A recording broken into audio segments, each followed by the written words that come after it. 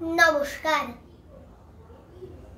আবৃত্তি করছি কবিতা পুজো, কবি শান্তনু বন্দ্যোপাধ্যায়।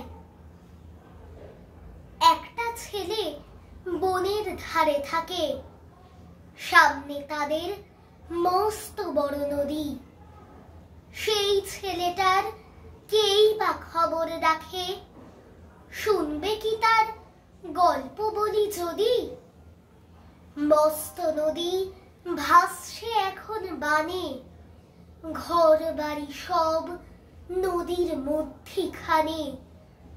সেই ছেলেটা খুঁজছে কেবল মাকে, খিদের জ্বালায় কাকেই বা আর ডাকে।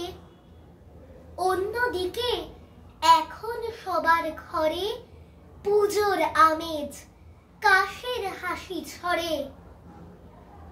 বাজছে কাঁসর, ঢাকে পড়েছে কাঠি, খুশির হাসি হাসছে আকাশ মাটি। সবার গায়ে লাল টুকটুক জামা, সবাই এখন গাইছে সারে গামা।